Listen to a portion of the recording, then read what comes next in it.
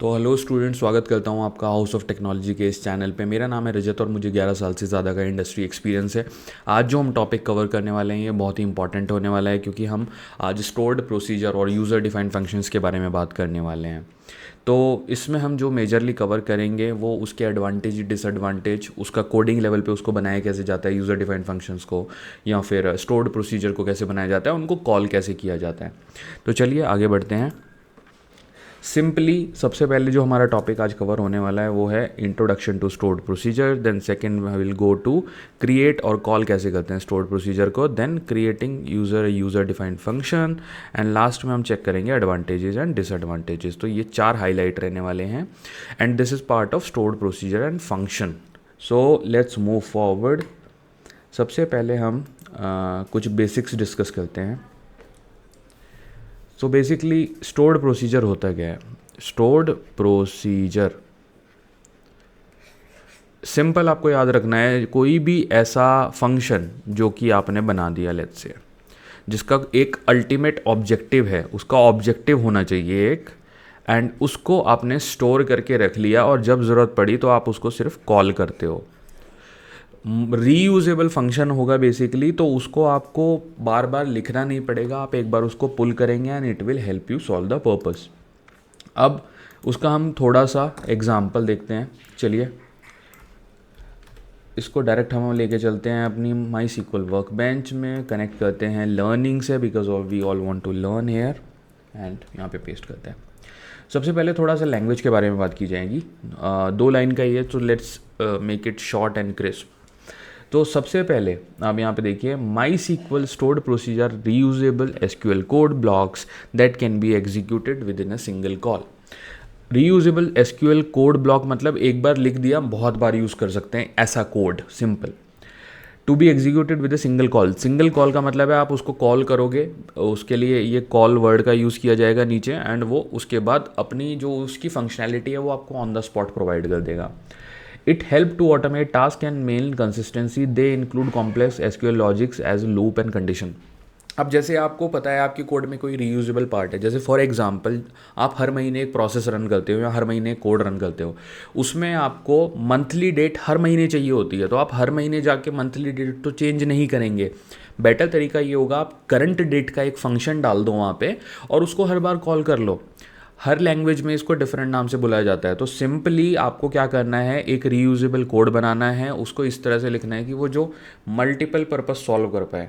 अब जब multiple purpose वो सॉल्व कर पाएगा तो वो ऑटोमेटेड कैटेगरी में खुद से आ जाएगा, और इस तरह के प्रोसीजर को हम ऑटोमेटेड प्रोसीजर कह सकते हैं या फिर स्टोर्ड प्रोसीजर कह सकते हैं सिंपली। तो सबसे पहले इसमें थोड़ा सा इसको और समझते हैं। इसको साइड में कर देता हूँ मैं। यहाँ पे आप देखिए, तो ये तो हमारी हो गई डेफिनेशन, ये हमारी पूरी हो गई डेफिनेशन, और 1 लाइन डेफिनेशन, तो इसको याद कर लेना है, इससे छोटी डेफिनेशन हमें नहीं मिलने वाली है। अब देखते हैं इसको हाउ वी क्रिएट प्रोसीजर। तो उसके लिए सिंपल प्रोसेस है, सिंटेक्स याद रखना सबसे ज़्यादा ज़रूरी है यहाँ पे।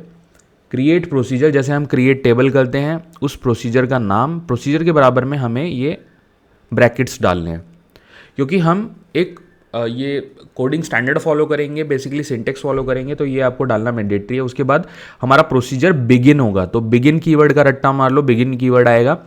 Select count star from employ. अब काउंट हमारा एग्रीगेट फंक्शन है जो हमने प्रीवियस लेक्चर में बात करी थी। स्टार मतलब सारी ऑब्जर्वेशन फ्रॉम एम्प्लॉय टेबल। तो जब भी ये गेट एम्प्लॉय काउंट आएगा इस टेबल में, उस टाइम पे जितनी भी ऑब्जर्वेशन होगी ये उसको कैलकुलेट करेगा, यहाँ पे एंड करेंगे फंक्शन को। हो सकता है ये एक मंथली टेबल हो, हर मंथ एम्प्लॉय में लोग आते हैं और जाते हैं, एम्प्लॉयज़ रिज़ाइन भी करते हैं, ज्वाइन भी करते हैं। तो हो सकता है एक मंथ में 1200 हो, दूसरे मंथ में 1225 हो, तीसरे मंथ में 1175 हो, तो वी नेवर नो। बट इसकी रीयूजेबिलिटी कितनी ज़्यादा है आप वो समझिए। अब आपको फंक्शंस, ये प्रोसीजर तो आपने बना लिया इतने स्टेप में, अब नेक्स्ट स्टेप क्या होगा, उस फंक्शन को कॉल करना। वो एग्जीक्यूट नहीं होगा बिना कॉल करे। कॉल करने के लिए सिंपल कमांड है कॉल एंड अगेन फंक्शन का नाम। तो जब आप ये पूरा फंक्शन बनाओगे और इसको कॉल करोगे तो ये आपको डेफिनेटली आउटपुट देगा।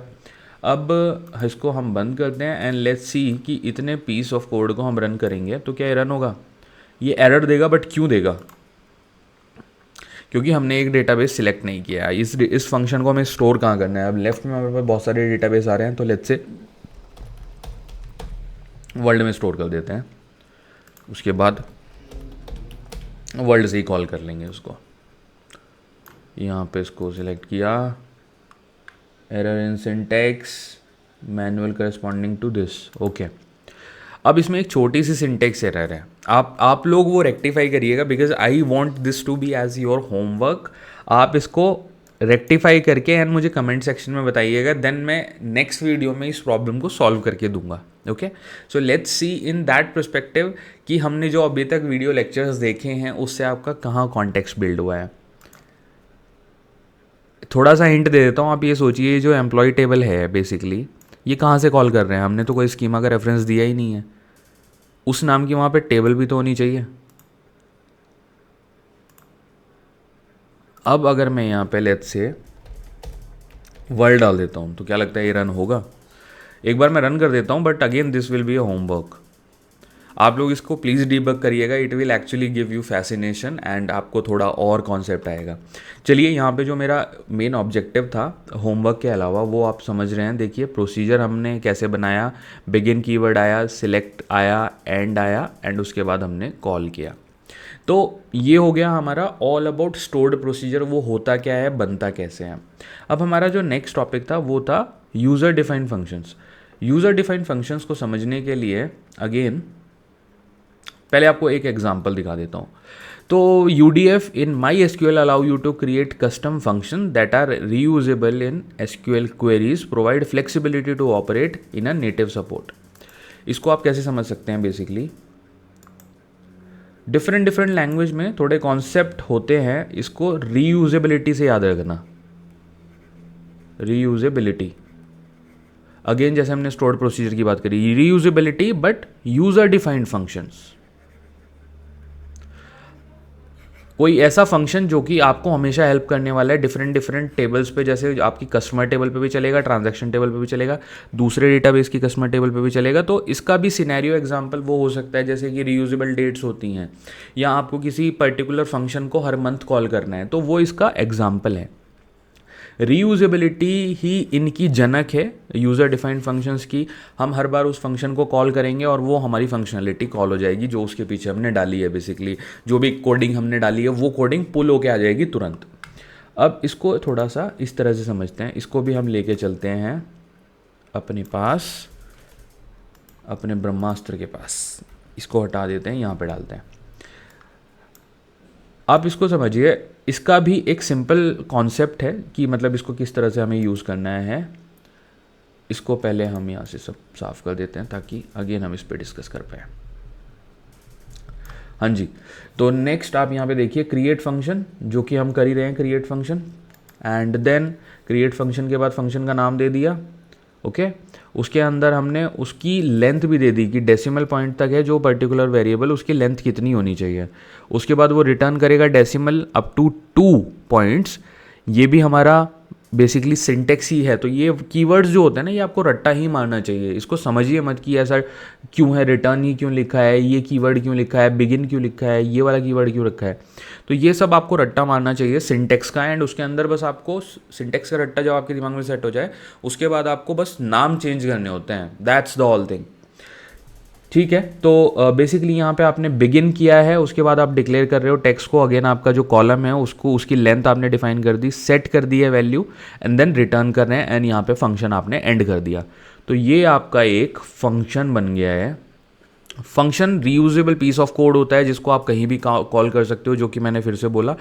ये कीवर्ड्स का प्लीज़ आप लोग रट्टा मारो, इसको समझने पे मत जाना। कीवर्ड्स के का मीनिंग क्या है, उसके बाद वैल्यू क्या डालनी है वो समझना है, दैट्स इट। उसके बाद हम इसको सिलेक्ट कर लेंगे एंड इसको कॉल करेंगे। बेसिकली यहाँ पे आप उसको सिलेक्ट कर रहे हो। अब होगा क्या, इस एग्जाम्पल में जो ये कैलकुलेट टैक्स फंक्शन है, 10% tax on the provided income, जो कि हमने यहाँ डाला है, when you pass 5000 in this function, so ये बेसिकली आपको क्या रिटर्न करके देगा, इसको ये आपको रिटर्न करके देगा 5000.000। रीज़न बीइंग, ये ऐसा क्यों रिटर्न करके दे रहा है, ये 5000.00, इसको थोड़ा उधर लेके चलते हैं, देन डिस्कस करते हैं। ये आपको ये वैल्यू रिटर्न करके दे क्यों रहा है, बिकॉज आप यहाँ पे देखो डेसिमल जो हमने डिफाइन करे हैं, यहाँ पे हमने डेसिमल डिफाइन करा है, वो हमने .2 तक किया है, तो दैट्स वाई इसका आउटपुट ये आ रहा है। ओके तो ये हो गया हमारा यूज़र डिफाइंड फंक्शन। नाउ इनके बेस्ट डिसएडवांटेजेस एडवांटेजेस वो जो हमारा फील्ड है, तो पहले हम एडवांटेजेस के बारे में बात करें। डिसएडवांटेजेस के कुछ नहीं है, आप इस तरह से समझ सकते हैं। अगर ये बहुत ही बड़ा फंक्शन आपने लिखा है तो कई बार स्लो हो सकता है, वो एक डिसएडवांटेज है। बट उसके अलावा एडवांटेज इसके बहुत सारे हैं, जैसे कि ये आपकी परफॉर्मेंस को इम्प्रूव करेगा। परफॉर्मेंस इंप्रूव कैसे करेगा? जब आपने फंक्शन बना के डाल दिया सिस्टम में, ठीक है, जब अभी आप उसको एग्जीक्यूट कर रहे हो तो it has already operation assign to it, तो वो पार्सिंग वाली स्टेज में नहीं जाएगा, पार्सिंग में टाइम लगेगा, पूरे पाइपलाइन प्रोसेसिंग के थ्रू आ जाएगा। उससे बेटर है वो डायरेक्ट कैश मेमोरी का यूज़ करेगा और उसको फटाफट से प्रोसेस करके आपको दे देगा। तो ये इसका पहला एडवांटेज है। देन सेकंड एडवांटेज है इसका रीयूजेबिलिटी, जो कि मैंने मल्टीपल टाइम बोला है, तो I will not emphasise again. But reusability से आप इसको याद रखिए कि रीयूजेबिलिटी मतलब user defined functions and stored procedures. Okay then third है इसका स्केलेबिलिटी, मतलब आप इससे अपने कोड की स्केलेबिलिटी बहुत ज़्यादा बढ़ा सकते हो। स्केलेबिलिटी का मतलब क्या है कि आपका जो कोड है, जितना भी डेटा आता रहे, डेटा मायने रखता ही नहीं है कि आज 1 GB का है, कल 2 GB का है। सिर्फ स्पीड थोड़ी चेंज हो सकती है, टाइम थोड़ा चेंज हो सकता है, but again this will give you the output. तो गाइज आज के सेशन में हमने क्या सीखा? आज के सेशन में हमारा जो टारगेट था वो था user defined functions and then stored procedure, उसके एडवांटेजेस फंक्शंस के एंड प्रोसीजर के, तो वो हमने बात की। तो ये था ओवरऑल कॉन्सेप्ट। अगर आपके कोई भी क्वेश्चन हो प्लीज़ कमेंट सेक्शन में पोस्ट करिएगा, मैं डेफिनेटली आपकी हेल्प करूँगा।